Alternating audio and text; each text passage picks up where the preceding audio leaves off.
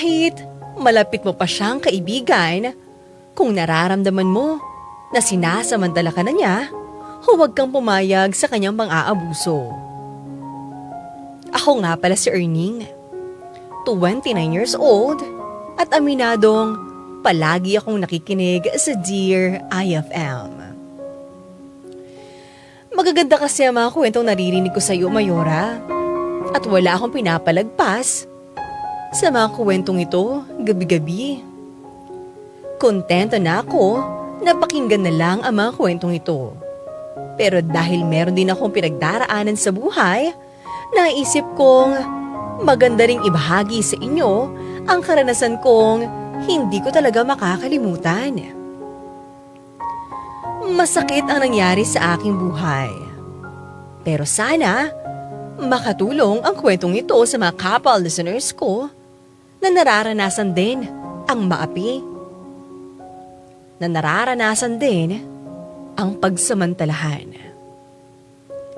Lalo na ng isang taong pinagkakatiwalaan nila. Ano ba yan paring B-boy? Tayo na lang yung natitira dito. Ano? Kaya mo pa bang uminom? Kaya pa! Ewan ko ba naman dito sa mga ibang kababata natin ang hihina. Ikaw naman kasi talaga yung pinakamalakas sa inuman eh. Buti nga, napasyal ka ulit dito sa lugar natin. Miss na miss ka na namin dito. Talaga ba? Mm. Parang hindi naman eh. Pero salamat ha. Kahit na matagal din ako nawala, hindi nyo pa rin ako nakalimutan. Syempre naman, magkakaibigan tayo dito eh. Kahit anong mangyari, tayo pa rin ang magtotropa. Alam mo ba, kapag nasa Maynila ako, Diyos ko, naalala ko yung mga kalokohan natin. Problema si Erpat, gusto talaga doon. Mas maganda raw ang buhay. Pero totoo ba talaga yun, pare? Mas maganda ang buhay sa Maynila? Kwentuhan mo naman ako kung ano yung buhay mo doon. Okay na okay doon sa Maynila. Ay nako, marami ka kasing iba't ibang pwedeng makita doon. Maraming mga lugar na pwedeng pasyalan. Maraming trabaho na pwedeng pasukan. Kung ganun, ayos naman pala dyan eh. Sige na. Total, magkaibigan naman tayo. Tulungan mo naman ako. Anong tulong? Tulungan kitang maghanap ng trabaho? Bakit hanggang ngayon ba wala kang trabaho? Wala pa eh. Minamalas nga ako eh. Pagpunta ko dito parang marami akong nakikita mga bagong tayong building dyan ha. Bakit hindi mo subukan mag-apply? Alam mo namang hindi ako nakapagtapos sa pag-aaral, diba? Sinubukan ko naman pero walang tumatanggap sa akin. Ikaw talaga Sa akin ka pa humingi ng tulay, pareho naman tayo. Kaya nga ako pinatapon ng tatay ko sa Maynila dahil hindi niya ako mapakinabangan dito. Nga pala no. Nawala sa isip ko yun. Uy, pasensya ka na ha. Ano kayang pwede kong gawin Naawa na talaga ako sa sarili ko eh. Gusto ko nang makatulong sa pamilya ko. Nako, mahirap yan, pre. Kung pwede lang sana kitang tulungan, ginawa ko na. Pero, ito tingin ko may magagawa ako. Talaga? Talaga, B-boy? Yun naman pala eh. Matutulungan mo ako? Uy, pare salamat ha. Ito na munang matuwa dyan. Hindi pa ako sigurado kung matutulungan kita. Ganito yung gagawin natin Nanunuluyan kasi ako ngayon dun sa tiyahin ko sa Maynila. May-ari siya ng malaking sari-sari store. Sa kanya ka rin ba nagtatrabaho ngayon, pare? Baka kailangan pa ng tiyahin mo ng trabahador. Ipasok mo naman ako. Yun na nga. Bigla ko lang naalala. Kailangan pala ni tita ng mga bagong tao. Baka pwede kitang pasok doon. Uy, ayun. Uy, maraming salamat talaga, B-boy. Hulog ka talaga sa akin ng langit. Huwag ka na muna mag-celebrate. Hindi pa naman tayo sigurado kung matutuloy yun alam mo naman yung tiyahin ko, masungit yun ha. Kaya nga ako, hanggang ngayon, takot pa rin ako dun hindi ko pa sigurado, ha? Kung kaya kitang pasok dun. Uy, pare malaki ang tiwala ko sa'yo. Yes. May papasok mo rin ako dyan sa tindahan ng tiyahin mo. Titignan ko anong magagawa ko. Basta, Sige. magpapaalala lang ako sa'yo. Maraming tao sa Maynila, ha? Kaya yung iba dyan, hindi mo mapagkakatiwalaan. Dapat maging mautak ka. Kung hindi, nako, ikaw ang magiging kawawa. Nang dahil sa hirap ng buhay, Mayora, kaya hindi ko rin magawang makapagtapos sa pag-aaral. Hirap na hirap tuloy ako makahanap ng trabaho. Naisip ko na noon na subukang maghanap ng trabaho sa Maynila. Pero syempre, hindi ko pa rin maiaalis yung takot na subukan ang kapalaran ko doon. Mabuti na lang at nagbalik si Biboy sa aming lugar. Alam kong handa naman niya akong tulungan. Pinagkakatiwalaan ko siya dahil kababata ko siya. At sigurado wala siyang gagawin para mapahamak ako. Hanggang sa pinapunta na nga niya ako sa Maynila. Subukan ko raw munang mapakita sa kanyang tiyahin at kailangan ko lang daw kausapin ito. Kinakabahan man ako, pero lalakasan ko na ang aking loob para lang magkaroon ako ng trabaho. Tita. Eto nga pala si Erning. Siya yung sinasabi ko sa inyo. Baka po pwedeng pasok natin to dito sa sari-sari store. Magandang umaga po, tita. Huwag mo akong matawag-tawag na tita. At hindi naman kita pamangkin. Ano ba naman tong kaibigan mo, B-boy? Akala ko ba gusto nitong mamasukan sa atin? Kung umasta to, parang close na kami ah. Tita, sorry na. Ganyan talaga yung kababata ko eh. Erning naman, umayos ka. Baka mamaya mahirapan ako ipasok ka dito kapag kaganyan ka. Pasensya ka na, pare. Hmm.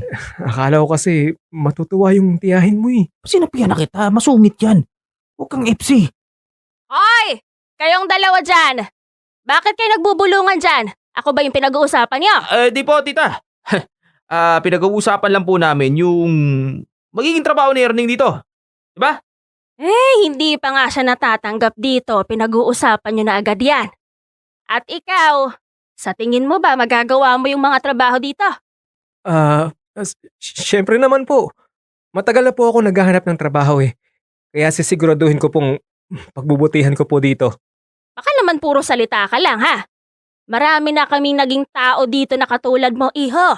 Magaling lang sa salita pero kulang sa gawa. Kung ganun po, bakit hindi niyo po ako subukan? Maasahan niyo po ako. Hindi naman po ako irerekomenda ng pamangkin niyo kung hindi po ako mapagkakatiwalaan. Malakas ang loob mo para sabihin sa akin yan. Pero ipapaalala ko lang sa'yo ha, iho. Hindi ganun kasimple ang mga trabaho dito. Baka sumuko ka lang din tapos tulad ng ibang mga nagtrabaho dito, aalis ka rin. Sa sitwasyon ko po ngayon, wala po akong pagpipilian eh. Kailangan ko po kasi talaga ng trabaho ngayon, kaya hindi po ako basta-basta alis dito. Gusto ko po matulungan ng pamilya ko eh. Ay sinabi mo yan ha? Aba, tuparin mo yan. Huwag kang gumaya sa mga dati kong mga tao dito na walang isang salita. Ay, hindi po ako ganun. Kilala po ako ni B-Boy. Kapag may ipinangako po ako, tinutupad ko po yun. Mabuti naman kung ganon. Ay, teka nga lang iho, sandali. Magaling ka ba sa kwentahan? Ang kailangan ko dito yung mabilis gumana ang utak. Hindi man po ako nakapagtapos ng pag-aaral pero pagdating po sa kwentahan, kayang-kaya ko po yan. Dapat madali ka ring umintindi kung ano yung ipinapagawa sa'yo. Ayoko nang nangangamote kahit simple lang inuutos ko, ha? Mabilis naman po akong umintindi. Isang araw lang po, siguradong makukuha ko na po yung trabaho dito. Malakas ba yung katawan mo? Marami ka ring bubuhatin sa trabaho mo dito. Hindi pwede ang lalampa-lampa. Kahit itanong nyo pa po sa pamangkin nyo, kung pagbubuhat din po ang pag-uusapan, kayang-kaya ko po yan. Jesus, mayabang din tong kababata mo, B-boy, ano? O sige, tanggap ka na. Pero bago muna yan, pirmahan mo muna tong kontrata para bukas makapagsimula ka na. Talaga po. Naku po, maraming salamat po, Manang. Huwag po kayo mag-alala. Pagbubutihan ko po yung trabaho ko. Babasahin ko lang po tong pipirmahan ko. Uy! Huwag nang pasahin yan, Erning. Sakit lang ang ulo mo dyan. Hindi mo rin naman maiintindihan yung mga nakalagay dyan. Pirmahan mo na lang. Hindi ka naman mapapahamak dyan eh. Ang importante may trabaho ka na, ha? Mayora, hindi man ako nakapagtapos ng pag-aaral, hindi ko makakalimutan yung palaging sinasabi ni tatay sa akin.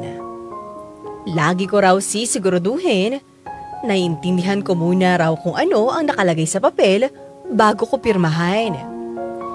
Pero dahil pinigilan ako ni B-Boy at malaki naman ang tiwala ko sa kanya, hindi ko na nagawang intindihin pa kung ano ang nakalagay sa aking pinirmahan. Basta, ang alam ko, hindi naman ako ipapahamak ng aking kaibigan. Nagsimula na akong magtrabaho sa kanyang tiyahin.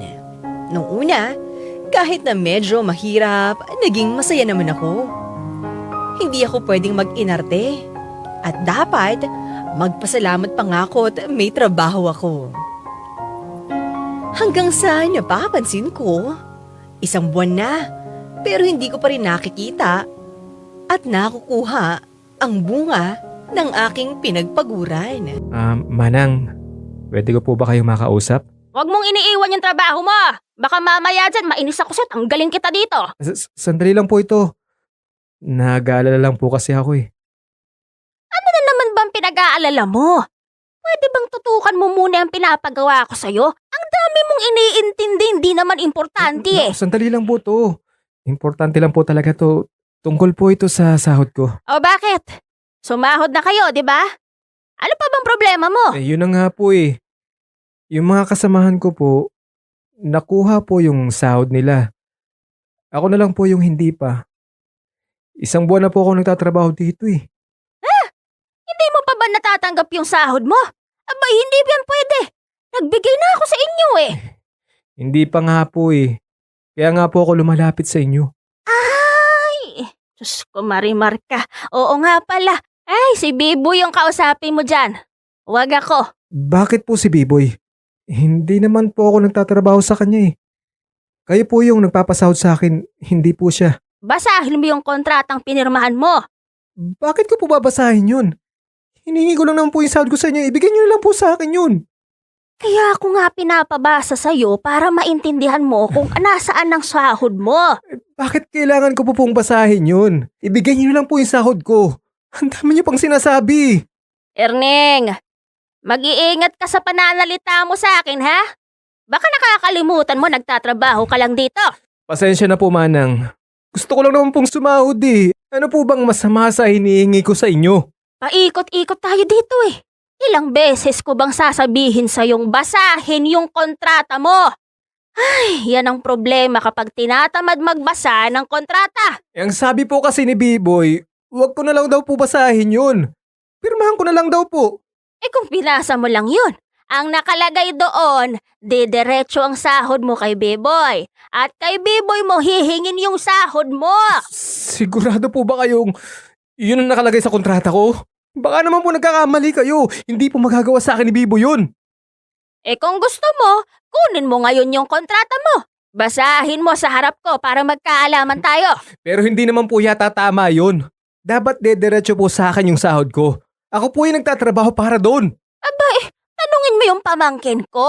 Siya yung gumawa ng kontrata na yan eh. Bakit niyo po pinayagan na ganun ang laman ng kontrata ko?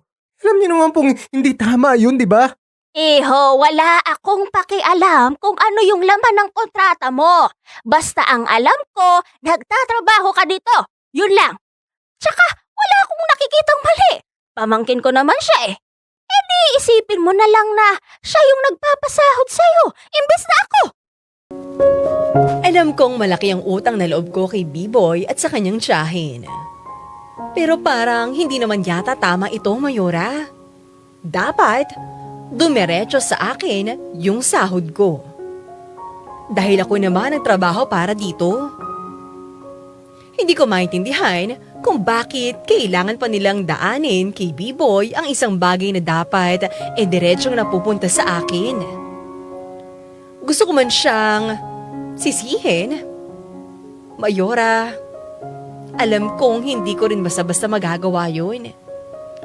Sino lang ba ako dito sa Maynila? Wala akong laban sa kanila dahil bagong salta lang ako dito. At isa pa, wala rin akong pera. Napakasakit lang ng ginawa sa akin ni B-Boy. Dugot pawis ko ang trabahong binigay ko sa kanila. Bakit kailangan niyang hawakan ang sahod na ako naman ang naghirap? Tiningnan ko ng mabuti yung kontratang pinirmahan ko. At kahit umasa pa akong mali yung sinabi sa akin ng tiyahin ni B-Boy, wala akong magagawa. Nakalagay talaga doon na didiretso kay B-Boy ang aking sahod. Sising-sisi talaga ako, Mayora, sa ginawa ko. Pakiramdam ko, ang tanga-tanga ko dahil hinayaan kong madaliin ang pagpirma ko sa kontrata. Pinili ko pa rin namang pagkatiwalaan ng aking kababata. Naisip kong baka kaya lang niya nagawa yun dahil siya nga naman ang nagpasok sa akin dito sa trabaho. Kumbaga, siya na rin yung parang magpapasweldo sa akin. Sana nga lang, naipaliwanag niya sa akin yun ng maayos. Wala naman siguro siyang gagawing masama sa aking pera. Pero, nagkamali ako, Mayora. Nasayang at napunta rin sa wala ang pagtitiwalang binigay ko sa aking kaibigan. B-boy, baka naman pwede namang kitang kulitin dyan eh. Stop. Wala ka namang ginagawa eh. Storbo naman, Erning eh. Nagpapahingi tao. Ano ba problema mo? Hindi ko pa nakukuha ulit sa'yo yung sahod ko, yung pera ko. B-boy, dapat ngayon yung araw ng sahuran, di ba? Nasaan na yung sahod ko? Oo nga pala. Pasensya na, Erning. Nawala sa isip ko. Sorry. Di bale, babawi na lang ako sa iyo sa susunod. Ngayon ko kailangan yung pera ko. Magpapadala ako kay nanay. Bakit hindi mo na lang ibigay sa akin yun? Ako ibibigay sa iyo. Bakit bang kulit mo? Hindi naman pwedeng wala kang ipasahod sa akin. Pinagtrabahuhan ko yun eh. Nasaan yung pera ko? Wala, nagastos ko. B-boy naman eh. Bakit mo ginastos? Hindi mo pera yun, B-boy. Sa akin yun. Pinagpaguran ko yun. Alam ko. Kaya lang, nagamit ko na eh. Saan mo ginamit yung pera ko? Gumawa ka ng paraan. Dapat ngayon ko makuha yung sahod ko. Oh, teka lang. Teka. Bakit bigla ka nanunumbat ng sahod mo, ha? Nagkakalimutan yata tayo dito, Erning. Ako nagpasok sa'yo dito sa trabaho. Huwag mo ako dinidiktahan. Hindi ko naman gustong gawin to eh. Ilang beses nangyari to. Lagi na lang na hindi nakukuha sa oras yung sahod ko eh. Ano ba nangyayari sa'yo? Wala. May pinopormahan kasi ako ngayon eh. Yun, napagastos ako. Hayop ka, B-boy. Oh, Pinagpaguran ko yung perang yun. Para yun sa pamilya ko. Bakit mo basta-basta na lang ginagastos yung pera ko, ha? Relax ka lang. Relax, ha? Kanina ka pa init-init mo. Di ba sabi ko naman sa'yo, babawi ako. Hindi yun yung problema ko. Bakit ba ikaw yung naghahawak ng pera ko? Di ba dapat yung tiyahin mo ang nagpapasahod sa akin? Gusto ko lang naman na masiguro na nasa magandang kamay yung sahod mo. Eto naman, nagmamalasakit na nga ako eh. Kaibigan kita eh. Talaga nagmamalasakit ka? Ilang beses na bang hindi nakarating yung pera sa tamang oras sa akin? Kumisan nga parang kinakaltasan mo pa eh. Tapos ngayon, aminado kang ginagamit mo sa pinopormahan mo yung pera ko. Niloko mo yata ako eh. Teka. Kahit kailan hindi kita niloko, no? Iniingatan ko lang yung pera mo. Ngayon, kung wala ka ng tiwala sa akin, dun, balik ka na sa probinsya. Wala kang utang na loob eh. Oh, hindi naman sa ganun, B-boy. Ang kaya lang, ang sa akin lang. Parang naman kasing hindi tama to eh. Oy, yun na nga. Kung tingin mo mali na yung ginagawa ko sa'yo, kalimutan mo na yung pagkakaibigan natin. Hindi ko naman magagawa yun. Kababata kita eh. Mahalaga ka sa akin. Yung pinagsamahan natin. Ako rin naman. Kaya nga, eto, nagpipresenta ako eh. Kung ganun, di wag kang magreklamo. Wala naman akong gagawin na ikakapahamak mo ha. Huwag mo naman akong pahirapan. Ibigay mo sa tamang oras yung sahod ko, please. Alam mo namang tinutulungan ko yung pamilya ko eh. Oo na, sige na. Paulit-ulit eh. Nakukulitan na ako sa'yo. Tsaka, bakit ba yun ang nilagay mo sa kontrata ko ha? Ako lang ba yung kakaiba sa mga nagtatrabaho dito? Wala silang problema kapag sumasahod sila. Huwag mo na kasing kumpara yung sarili mo sa iba. Basta magtrabaho ka lang na magtrabaho. Yun ang importante. Yung ganyang mga bagay na tungkol sa kontrata mo, huwag mo nang questionin. Pirmahan mo na yun eh, kaya wala ka nang magagawa dun. Ayoko lang na masira ang pagkakaibigan namin ni B-Boy, kaya naman, Mayora, hindi ko na siya kinulit pa. Isa pa, wala naman akong laban at dahil nag-iisa lang ako sa Maynila. Kasundo ko naman yung mga kasamahan ko. Pero si B-Boy lang talaga ang kakilala at kaibigan ko rito. Pinagpatuloy ko pa rin ang pagkatrabaho ko sa kanila kahit na madalas hindi ko nakukuha sa tamang oras ang aking sahod at kung minsan may kaltas pa. Lalong masakit para sa akin dahil hindi na nga kalakihan yung sinasahod ko Alam ko pang napupunta lang sa pang-inom, barkada at babae yung pera ko. Awang-awa na ako sa sarili ko, Mayora. Ngayon ko lang naramdaman na mahina pala ako. Hindi ko kayang labanan ang kanilang mga pang-aapi. Nagtitiis na lang ako dahil ang inspirasyon ko ang pamilya ko. Lalo na sa lahat ng hirap na pinagdaraanan ko. Nay, pasensya na po kayo ha. Ngayon lang po ako nakatawag sa inyo. Marami po kasi akong ginagawa dito. Ayos lang anak. Naiintindihan ko naman. Inaalala ko lang yung kalagayan mo. Huwag po kayong mag-alala.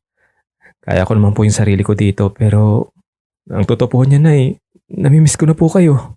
Ako rin naman anak. Hinahanap-hanap ka na namin. Lalo na yung tatay mo.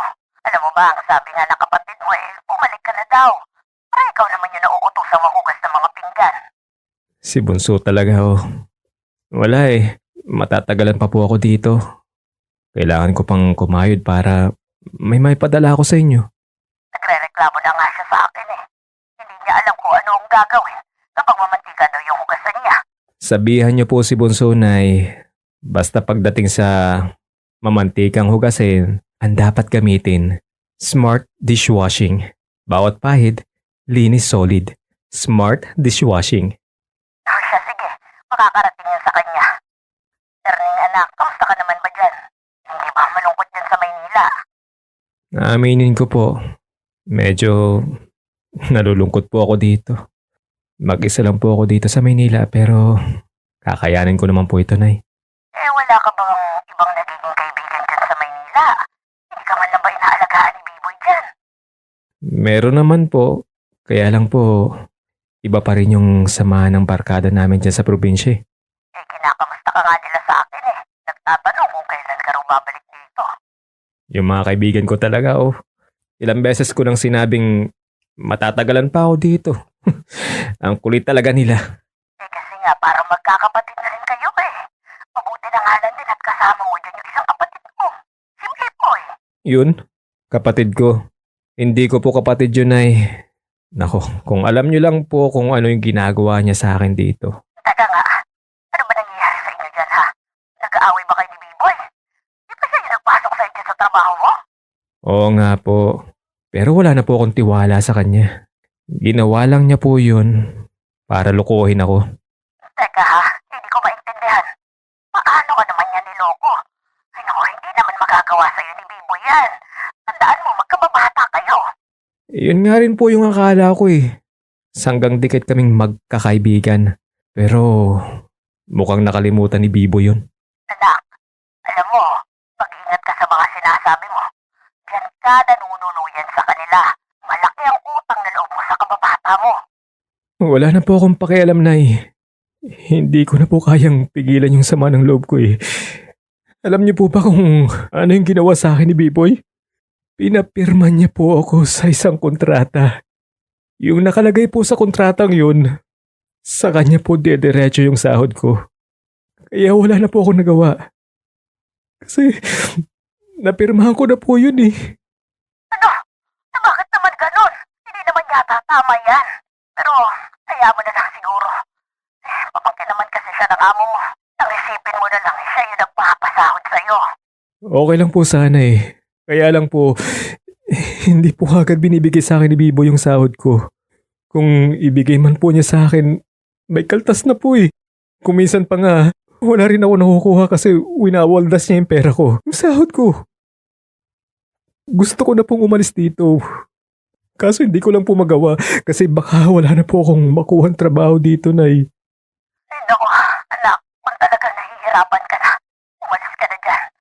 Huwag ka na magtiis para sa amin. Huwag mo na rin kami masyadong alalahanin. Kung hindi naman tama yung ginagawa nila sa'yo, huwag mo na hayaang lalo ka nilang abusuhin pa dyan. Siguro, yun na lang ang palatandaang inaantay ko para makapagdesisyon na ako. Hindi ko na talaga kayang magtrabaho pa kina Biboy nang dahil sa mga pang-abuso na ginagawa nila sa akin. Natatakot lang talaga ako na baka wala na akong ibang makukuhang trabaho. Pero ngayon, pinalakas ng nanay ko ang aking loob. Hindi ko nahahayaang apihin pa nila ako, Mayora. Itinruy ko pa rin naman ang aking pagtatrabaho. Pero nag-iisip na ako ng paraan kung paano ako makakaalis sa kanila. May mga nakapagsabi na rin sa akin na hindi pwedeng ipitin nga raw yung sahod ko na hindi nila ibibigay sa akin. Hindi naman pwede sa akin yun. Kailangan mabawi ko yun. Pinaghirapan ko yun eh. Sa ngayon, palihim na meron na akong kinakausap na pwede kong lapitan kung sakaling umalis na nga ako dito sa tiyahin ni B-Boy. May naisip na rin akong paraan kung paano babawiin sa kanila yung sahod na pinagkait nila sa akin. Alam kong suntok sa buwan ang aking gagawin. At hindi ako sigurado kung gagana ang aking plano. Pero magbabakasakali na rin ako, Mayora. Kesa naman, hayaan ko na lang na abusuhin ako ng magtiyahin. Ano naman ba ang problema mo, Erneng? Bakit nandito ka na naman? Manang, magpapaalam lang po ako. Alis na po ako dito. Teka, ano to? Bakit bigla-bigla ka na mga alis, Erning? Ba kailangan mo ng trabaho? Gusto ko lang bumalik sa probinsya. Gusto ko lang makita ulit ang pamilya ko. Teka. Paano mo matutulungan yung pamilya mo kung wala kang trabaho? Pag-isipan mo muna to na maayos. Ilang beses ko nang pinag-isipan to, B-Boy. Hindi ko na kaya magtiis dito. Inaabuso nyo na ako dito. Oy, pagkatapos ka naming bigyan ng trabaho, ang sasabihin mo inaabuso ka namin? Abay, makapal pa lang mukha mo eh. Kayo po ang makapalamukha. Hirap na hirap akong makakuha ng sahod ko nang dahil sa inyo. Basta ang alam ko, ibinibigay ko ang sahod mo. Kung may problema ka, si B-Boy ang kausapin mo. At ayun naman talaga ang nakalagay sa kontrata mo. Kahit naman po kausapin ko pa yung pamangkin nyo, parang wala din. Siya yung naghahawak ng pera ko. Kaya basta-basta na lang niyang kinakaltas yun. Kumisan nga, hindi ko pa nakukuha dahil kung saan-saan niya ginagamit yung pera ko. Teka lang. Nagkaroon ka ng trabaho nang dahil sa akin. Wala namang kukuha sa'yo eh. Anong sinabi mo? Utang na loob ko pang ninanakawan mo ako, ganon? Teka lang. Anong nakaw? Ang sakit mo naman magsalita, pare. Pangit pakinggan eh. Wala namang ganyanan. Totoo namang ninanakawan mo ako ah. Huwag kang magmalinis dito. Inutakan mo ako. Uy, di kita... O ganito na lang. Ang isipin mo na lang. Bayad mo na lang sa akin sa lahat ng mga naitulong ko sa'yo. O aminin mo sa sarili mo, natulungan kita. Pati na rin yung pamilya mo. Huwag mong gamitin sa akin yung pamilya ko ha. Ang tindi mo talaga, B-Boy. Wala kang konsensya. Bakit mo nagawa sa sarili mong kaibigan to ha? Pumunta ka lang ng Maynila, nagbago ka na. Teka. Yan ka na naman eh. Sinabihan kita. Bago ka pumunta dito, Erning, mag-iingat ka sa mga taong pagkakatiwalaan mo dito sa Maynila. Masyado kang kalmado eh. Kapag nandito ka sa Maynila, dapat listo ka. Yun ang ginagawa ko. Huwag kang umarting ikaw ang biktima dito. Normal lang na nangyayari to. Ay, tama na nga yan. Ang ingay-ingay niyong dalawa. Sumasakit yung ulo ko. Kung gusto niya nang umalis, B-Boy, edi hayaan natin siya. May mga tao talagang ganyan. Mga walang utang na loob. Diba? Sabi sa'yo eh. Mali itong naging desisyon mo, Erning. Wala nang kukuhang trabaho sa'yo. Ito na lang. Tapos pinakawalan mo pa. Oh, ano pang ginagawa mo dito? Ayaw mo nang magtrabaho sa akin, diba? Umalis ka na. Hindi yung sinasayang mo pa yung oras ko. Sisingilin ko muna yung sahod na hindi nyo pa naibibigay sa akin. Tumigil ka na nga. Wala ka nang sisingilin dito. Binigyan ka na nga ng trabaho eh. Dapat okay na yun. Hindi! Kukunin ko yung kung anong akin. Hindi pwedeng kayo lang yung naikinabang dyan. Dugot pawis ko yung sahod na yun. Aba! Ang lakas talaga ng loob mo, ano? Kung hindi namin ibigay sa yung sinasabi mong sahod, ano naman magagawa mo? Kung makapagsalita ka dyan, parang kaya mo naman kaming kalabanin. Nababaliw ka na yata. Siguro nga. Nababaliw na ako. Pero hindi ibig sabihin nun, hahayaan ko na lang na maisahan nyo ako. Hindi ako magpapatalo sa inyo. Hihingi ako ng tulong sa mga istasyon ng TV at radyo. Alam ko matutulungan nila ako. Ngayon, kung ayaw nyong umabot pa tayo sa ganong sitwasyon, ibalik nyo sa akin yung lahat ng mga pinaghirapan ko. Napanood ko kasi Mayora yung mga programa kung saan marami ang nagrereklamo tungkol sa mga pangaaping ginagawa sa kanila ng kanilang mga employer. Umaaksyon naman sila at natutulungan ang ating mga idol. Yan ang lalo pang nagbigay sa akin ng lakas sa loob para bawiin sa kanila yung sahod kong hindi nila ibinigay. Noong una, ang tapang nila. Kasi nga naman, ilalaban nila sa akin yung kontratang aking pinirmahan. Pero, noong narinig nilang magsusumbong na ako sa kinauukulan, biglang nabahagyata ang mga buntot nila.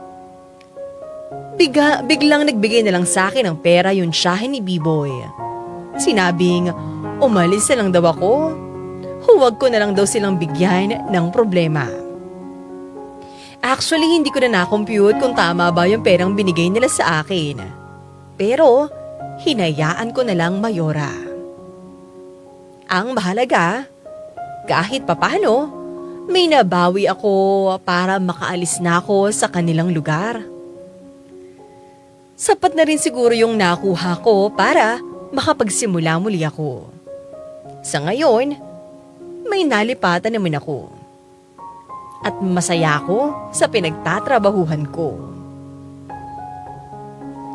Maraming salamat Dear IFM at Mayora Iska Morena. Hanggang dito na lang muna ang aking kwento. Hanggang sa muli, nagmamahal, Erning.